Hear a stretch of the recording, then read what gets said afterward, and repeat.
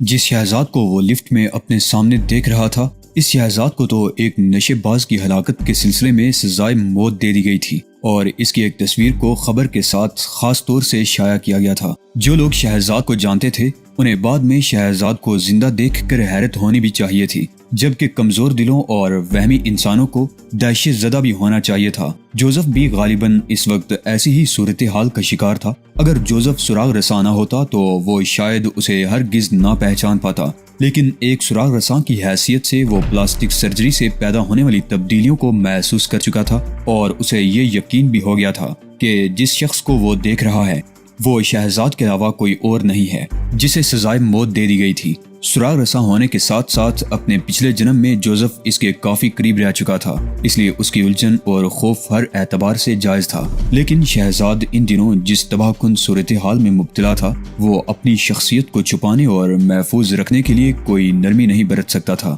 اچانک لفٹ کو خفیف سا جھٹکا لگا۔ جوزف ذرا سا لڑکھڑایا۔ یہ ایک لمحاتی سی حرکت تھی، لیکن شہزاد ٹائیگر اپنا کام کر گیا تھا۔ ہتھکڑیوں میں جکڑے ہوئے قیدی اور دوسرے سراغ رساں کو ذرا بھی احساس نہ ہو سکا کہ جوزف کے ساتھ کیا حادثہ پیش آ چکا ہے۔ شہزاد ٹائیگر کی انگشت شہادت میں لمحے بھر کے لیے زبردست تناؤ پیدا ہوا تھا، اور پھر انگلی خنجر بن کر بجلی کی طرح تڑپی۔ ایک ہی لمحے کے اندر اس انگلی نے جوزف کے سینے کی طرف حرکت کی تھی، اور پھر اس کے دل میں اترتی چلی گئی تھی۔ سینے کا پنجرا سینے کے عضلات اور دل تک تباہ کاری مچانے کے بعد اس کی خنجر نما انگلی واپس آ گئی، اور لفٹ میں موجود دو آدمیوں کو پتہ بھی نہ چل سکا۔ یہی وہ کمال تھا جس کے لیے ٹائیگر جیسا خوفناک اور سب سے بڑا خطاب شہزاد کو دیا گیا تھا۔ یہ ٹائیگر کی خصوصیات میں سے ایک تھی۔ جوزف کی آنکھیں پھیلتی چلی گئیں۔ خود اسے بھی پتہ نہیں چلا تھا کہ اس کے دل پر کیا قیامت بیت چکی ہے۔ شہزاد کے دونوں ہاتھ پتلون کی جیبوں میں تھے، اور خون سے لتھڑی ہوئی انگلی جیب کے اندرونی کپڑے سے صاف ہو گئی تھی۔ اس کے بعد جوزف منہ کے بل گرنے لگا۔ منہ کے بل گرتے وقت چونکہ وہ شہزاد کی طرف گر رہا تھا، اس لیے شہزاد نے جلدی سے دونوں ہاتھ جیبوں سے نکالے اور اس کی طرف سہارا دینے کے انداز میں بڑھا دیے۔ اس کے ساتھ ہی وہ بے حد اجنبی لہجے میں غرایا، "سنبھل کر کھڑے رہو مسٹر۔" جوزف منہ کے بل گر گیا۔ شہزاد نے اپنا جسم لفٹ کے دیوار سے چپکا لیا تھا۔ جوزف گرا تو زنجیر سے بنا ہوا قیدی بھی اس کے اوپر آ رہا، اور اس کے فوراً ہی بعد ایک جھٹکے سے دوسرا سراغ رساں بھی ان پر گر گیا۔ مین فلور آ چکا تھا۔ لفٹ کے دروازے کھل گئے۔ شہزاد نے خود کو پوری طرح سنبھال لیا تھا۔ وہ طوفانی جونکے کی طرح لفٹ سے نکلا اور حلق پھاڑ پھاڑ کر گرجنے لگا، "مجھ پر قاتلانہ حملہ کیا گیا ہے۔ اس پولیس آفیسر نے مجھ پر حملہ کرنے کی کوشش کی ہے۔ میں اس پر مقدمہ دائر کرنا چاہتا ہوں۔ اس نے مجھے دھکا دینے کی کوشش کی تھی۔" اس کے بعد وہاں ہجوم ہو گیا۔ پولیس ہیڈ کوارٹرز کا ڈیوٹی سارجنٹ دوڑایا اور اس نے زندہ سراغ رساں سے صورتحال معلوم کی۔ اس دوران میں شہزاد نے چیخ کر وہاں طوفان کھڑا کر دیا تھا۔ اس قسم کی صورتحال پولیس کے لیے بے حد بدنامی کا باعث بن سکتی تھی، اس لیے ڈیوٹی سارجنٹ نے اپنے ساتھی سے معلومات حاصل کرنے کے بعد شہزاد کو سمجھانا شروع کر دیا کہ اس پر حملہ نہیں کیا گیا، اور نہ اس سراغ رساں نے اسے دھکیلنے کی کوشش کی تھی، بلکہ قصہ یہ ہے کہ بیچارہ سراغ رساں مر چکا تھا، اس لیے پیروں پر کھڑا نہ رہ سکا اور گر گیا۔ مر گیا؟ شہزاد نے شدید حیرت ظاہر کی۔ کیا یہ شخص بس کھڑے ہی مر گیا؟ اس نے حیرت کے ساتھ ساتھ آنکھوں کو پھاڑ پھاڑ کر شدید دہشت کا بھی اظہار کرنا شروع کر دیا۔ "میں حیران ہوں کہ اس صورتحال میں کیا کہوں۔ بس یہ سمجھ کر مطمئن ہو جاؤ اور چیخنا بند کرو کہ اس بیچارے نے تم پر حملہ نہیں کیا، بلکہ کسی نامعلوم وجہ کے تحت لاش بن کر گر گیا، اور گرتے وقت تم سے تھوڑا سا ٹکرا گیا تھا۔" سارجنٹ نے اسے سمجھایا تو شہزاد نارمل ہو گیا۔ "اوہ، مجھے افسوس ہے۔ میں سوچ بھی نہیں سکتا تھا کہ کوئی شخص یوں کھڑے مر کر گر بھی سکتا ہے۔" وہ پولیس ہیڈ کوارٹر سے باہر آ گیا۔ جوزف کے سینے پر جہاں اس کی انگلی نے وار کیا تھا وہاں سے ابھی تک خون نہیں نکلا تھا، بلکہ یوں محسوس ہوتا تھا جیسے انگلی اس کا جسم چیرتی ہوئی اتنی تیزی سے دل کو گائل کر کے واپس آ گئی کہ خلیے فوراً ہی آپس میں مل گئے، اور زخم کا نام و نشان تک نہ رہا۔ یہ ایک مہلک ترین وار تھا جس کی تربیت میں شہزاد ٹائیگر کو سب سے زیادہ دیر لگی تھی۔ پولیس ہیڈ کوارٹر سے باہر آ کر وہ اپنی کار کی طرف چلنے لگا۔ دوسری پارکنگ خاصی دور تھی، کیونکہ اسے ہیڈ کوارٹرز کی پارکنگ میں کار کھڑی کرنے کی جگہ نہیں مل سکی تھی۔ اس پارکنگ تک پہنچنے کے لیے شہزاد کو فٹ پاتھ پر 1 فرلانگ تک چلنا پڑا۔ فٹ پاتھ پر چلتے ہوئے وہ ایک شراب خانے کے سامنے سے گزرا تو اس کے شیشے میں اپنا عکس دیکھ کر ٹھٹک گیا۔ اس کے دل و دماغ میں بھونچال سا آ گیا۔ ابھی وہ جو کچھ کر کے آیا تھا یہ اس کی زندگی کا پہلا خون نہیں تھا، لیکن اس انداز میں تو شہزاد نے پہلے کسی کو بھی ہلاک نہیں کیا تھا۔ "شہزاد، اس نے دل ہی دل میں خود سے کہا، تم کسی جانور سے بھی گئے گزرے ہو، تم ایک مشین ہو، بے رحم مشین، کاٹنے والی مشین، جس میں جو کچھ بھی ڈالا جاتا ہے وہ کچھ سوچے سمجھے بغیر ہی اسے کاٹ ڈالتی ہے۔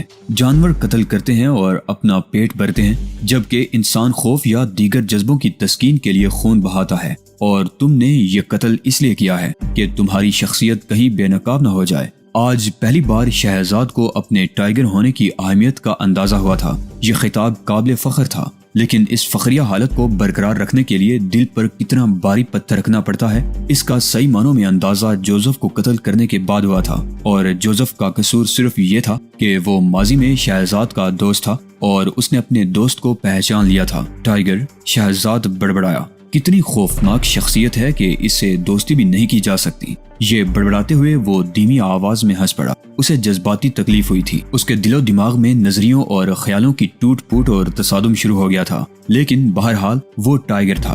اس نے ذہن پر قابو پا لیا اور تمام جذبے دل ہی دل میں کچل کر وہاں دفن کر دیے، جہاں اس جیسے نہ جانے کتنے جذبے پہلے ہی دم توڑ کر ہمیشہ ہمیشہ کے لیے ختم ہو چکے تھے۔ کار کا دروازہ کھولتے وقت اس نے ادھر ادھر دیکھا۔ آس پاس کوئی بھی ایسا نہیں تھا جو اس کی طرف خصوصی طور پر متوجہ ہو اور اس میں دلچسپی لے رہا ہو۔ اس نے ذہن پر زور ڈالا اور اس شخصیت کے بارے میں سوچنے لگا جسے اسے اب ملاقات کے لیے جانا تھا۔ ہڈسن شہر کا میئر اب اس کی لسٹ پر تھا۔ ہڈسن شہر کی ایکشن کونسل کا چیئرمین ڈمونی جب بھی ویلی کو طلب کرتا تھا، اس بیچارے کے مثانے میں تکلیف شروع ہو جاتی تھی۔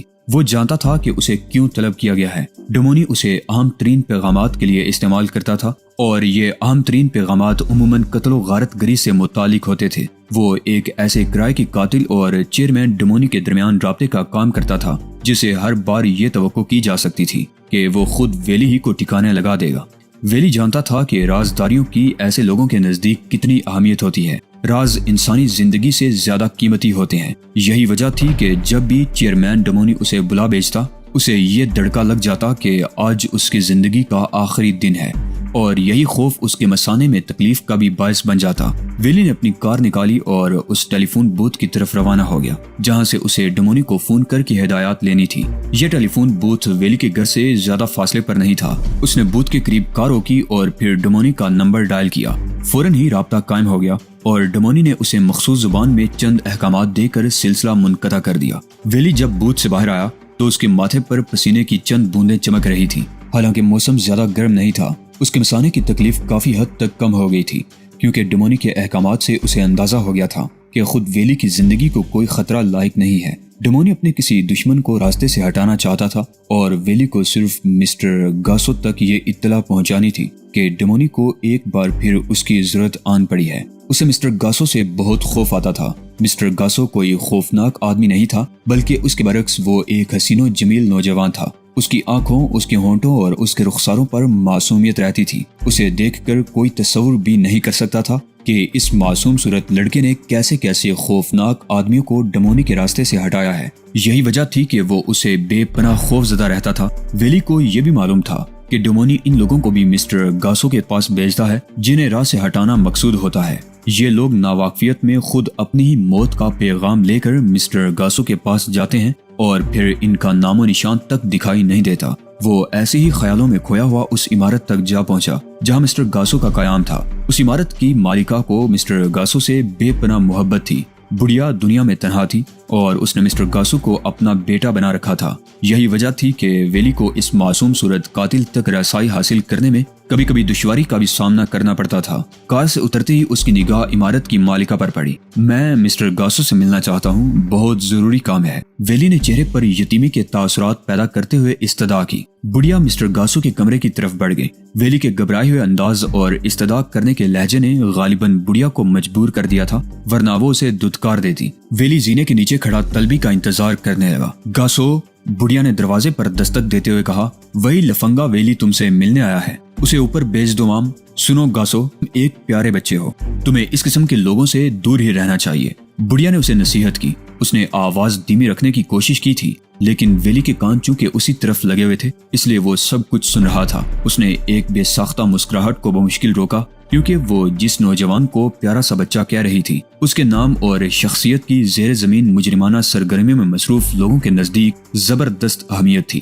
مسٹر گاسو کی اتنی دہشت تھی کہ وہ محض لوگوں کی طرف دیکھ کر ہی انہیں منجمد کر سکتا تھا۔ مسٹر گاسو اپنے شکار کو دور سے گولی مار کر ہلاک کر دینے والوں میں سے نہیں تھا، بلکہ وہ اپنے شکار سے کھیلنا، اسے جواباً حملہ کرنے کا موقع دینا، اس کی پسلیاں توڑ دینا اور اسی انداز کی دیگر اذیت ناک صورتحال پیدا کرنا پسند کرتا تھا۔ بڑھیا کے اشارے پر وہ مسٹر گاسو کے کمرے میں داخل ہوا تو وہ کھڑکی کے قریب کھڑا باہر دیکھ رہا تھا۔ آپ سے مل کر کتنی خوشی ہوتی ہے مسٹر گاسو، ویلی نے اندر قدم رکھتے ہوئے انکسار سے کہا۔ کس لیے آئے ہو؟ مسٹر گاسو نے پلٹے بغیر دریافت کیا۔ مسٹر ڈومونی کو آپ کی مدد چاہیے۔ کیا معاملہ ہے؟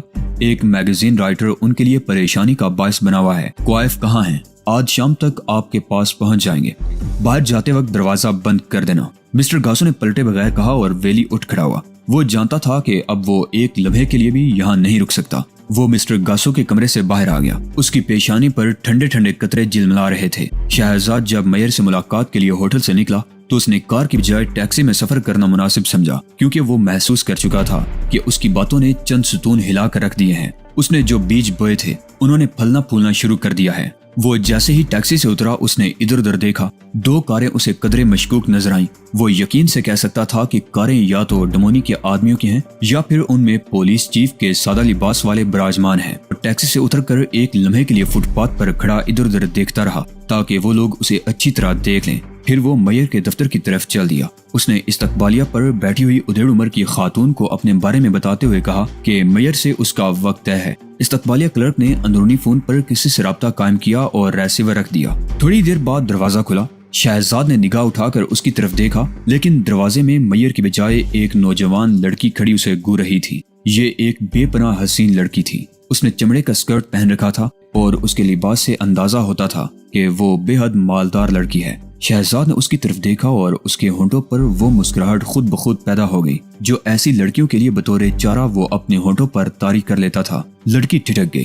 اس کی آنکھوں میں یک ایسا تاثر پیدا ہوا جیسے شہزاد کی اس مسکراہٹ نے اسے گائل کر دیا ہو۔ شہزاد نے اپنا تعارف کرایا اور بتایا کہ میئر سے اس کی ملاقات طے ہے۔ تشریف لے آئیے، لڑکی نے کہا۔ میں میئر جانسن کی بیٹی ہوں اور ان کی سیکرٹری کے فرائض بھی انجام دیتی ہوں۔ شہزاد اس کے ساتھ دوسرے کمرے میں آ گیا۔ میئر اس وقت بے حد مصروف ہیں، اس لیے آپ کو ملاقات کا وقت ملتوی سمجھنا چاہیے، لڑکی نے کہا۔ شہزاد نے ہاتھ اس کے کندھے پر رکھ دیا۔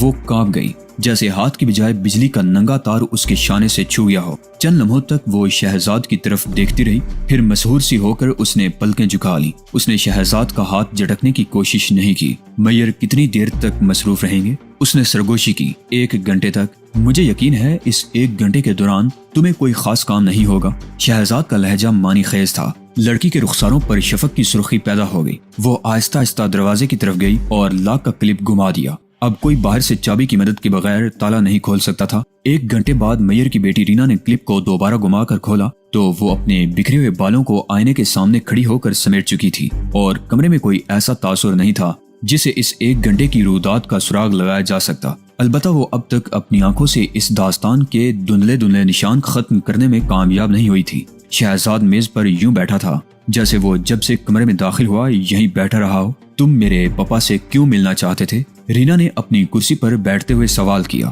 انٹرویو، ہیروئن کے سلسلے میں۔ ان سے تو تمہیں کسی ہیرو کے سلسلے میں بات کرنی چاہیے، رینا نے مسکرا کر کہا۔ البتہ مجھ سے تم ہیروئن، میں فلموں کی نہیں بلکہ نشے کی ہیروئن کا تذکرہ کر رہا ہوں، شہزاد نے رکھائی سے کہا۔ اس کے انداز سے یہ ظاہر نہیں ہوتا تھا کہ کچھ دیر قبل وہ اسی لڑکی سے سرگوشیوں میں جذباتی باتیں بھی کر چکا ہے۔ رینا کے چہرے پر یک سنجیدگی آ گئی۔ اس کی آنکھوں سے ہر تاثر دھل گیا تھا۔ ملک میں ہیروئن کے دارالحکومت کے میئر کی حیثیت سے تمہارے پاپا کے کیا تاثرات ہیں؟ کیا مطلب ہے تمہارا؟ اس شہر میں منشیات کی آمد و رفت کا احوال تم سے چھپا نہیں ہوگا۔ میں یہ معلوم کرنا چاہتا ہوں کہ اس ٹریفک میں تمہارے پاپا کا کس حد تک ہاتھ ہے؟ اس کے ہنسنے کا انداز بے حد پرکشش تھا۔ مسٹر شہزاد، اس نے بڑی لگاوٹ سے کہا، تم ایک بے حد پرکشش نوجوان ہو۔ یقین کرو میں محبت کے معاملے میں بے حد محتاط اور سخت دل ہوں، لیکن تمہاری شخصیت نے مجھے پہلی ہی نظر میں گمراہ کر دیا ہے۔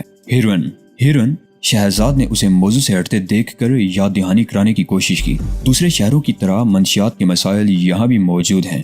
رینا نے سنجیدگی اختیار کرتے ہوئے کہا، اس دندے میں تمہارے پاپا کا کتنا ہاتھ ہے؟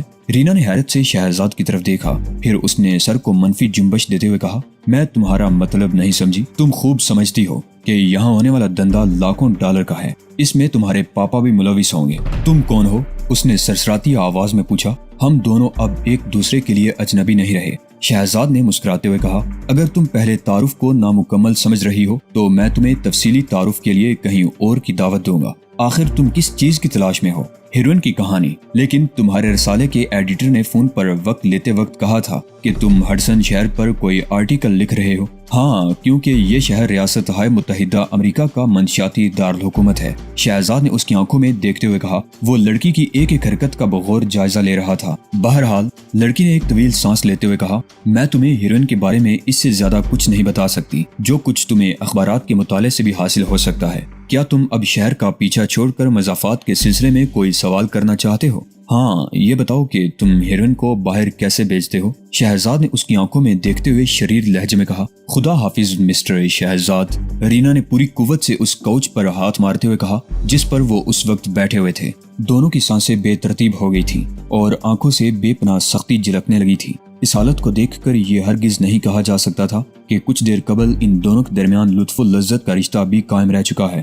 وہ اٹھ کھڑی ہوئی اور تیز تیز قدموں سے دروازے کی طرف چل دی۔ شہزاد نے اسے دیکھا تو ایک طویل سانس لے کر رہ گیا۔ لڑکی واقعی بڑے غضب کی تھی، یوں لگتا تھا جیسے کوئی کلاسک شاہکار کسی رومن دیوار سے گر کر فرش پر متحرک ہو گیا ہو۔ شہزاد نے اس کے انداز میں برہمی محسوس کر لی تھی، لیکن اسے ایک اور بات کا بھی احساس ہو گیا تھا کہ لڑکی دراصل اس لیے برہم ہوئی ہے کہ وہ اسے لطف و لذت کے موضوع پر باتیں کرنا چاہتی تھی، جبکہ اس نے لڑکی کے حساب سے غیر ضروری باتیں چھیڑ دی تھیں۔ اس خیال کے آتے ہی وہ کوچ سے اچھلا اور جب وہ واپس کوچ پر گرا تو رینا بھی اس کے پہلو میں گر گئی تھی۔ اس نے اس متحرک شاہکار کو اچک لیا تھا۔ اس بار شہزاد نے محبت کے لیے وہ مخصوص انداز اختیار کیا جس کی اسے بحیثیت ٹائیگر خاص طور سے تربیت دی گئی تھی۔ رینا پر نشہ سطاری ہو گیا اور وہ بڑبڑانے لگی۔ بڑبڑاہٹ میں اپنے لیے پسندیدگی کے الفاظ سن کر ٹائیگر سمجھ گیا کہ وہ ناکام نہیں رہا ہے۔ کچھ دیر بعد جب رینا کا ذہن شہزاد کے اثر سے نکلا تب بھی اس کی آنکھوں سے خمار جھلک رہا تھا۔ کیوں ہنی؟ شہزاد نے بے پناہ ملائمت سے کہا۔ مجھے یقین ہے کہ تم سب کچھ جانتی ہو۔ تم کل اسی وقت آ سکتے ہو شہزاد، رینا نے بھرائی ہوئی آواز میں کہا۔ میں تمہیں سنجیدگی سے پسند کرنے لگی ہوں۔ جو بات تم کل کہنا چاہتی ہو وہ آج، اگر تمہیں رقم کی ضرورت ہو تو دائیں طرف کی دراز کھینچ کر لے سکتے ہو۔ رینا اس وقت سب کچھ اس پر نچھاور کرنے پر تلی ہوئی تھی۔ شہزاد بے ساختہ ہنس پڑا۔ وہ دروازے تک پہنچا اور اسے کھول کر عقب میں دیکھتے ہوئے بولا، میئر سے انٹرویو کے بارے میں کیا خیال ہے؟ اب تو کسی طرح بھی ممکن نہیں، کیونکہ وہ آج یہاں موجود ہی نہیں ہے۔ رینا نے چمکدار آنکھوں سے اسے گورتے ہوئے بالآخر حقیقت اگل ہی دی، اور کل وہ بالکل فارغ نہیں ہوگا۔ ٹھیک ہے، میں خود ہی اس سے مل لوں گا۔ کیا تم کل بھی آؤ گے؟ نہیں، شہزاد نے سخت لہجے میں جواب دیا۔ بہرحال اگر تم کل اسی وقت آ جاؤ تو میں تمہیں میئر سے 5 منٹ کی ملاقات کرنے کا بندوبست کر دوں گی۔ یہاں ٹھیک 10 بجے پہنچ جانا۔ دوپہر کو 5 منٹ کے لیے میئر سے مل لینا، اور ہاں، اب دروازہ بند کر دو کیونکہ مجھے دفتری کام بھی نمٹانے ہیں۔ رینا یہ کہہ کر اپنے کام کی طرف متوجہ ہو گئی۔ شہزاد نے اس بات میں سر ہلا دیا۔ باہر آتے وقت وہ بے پناہ مطمئن تھا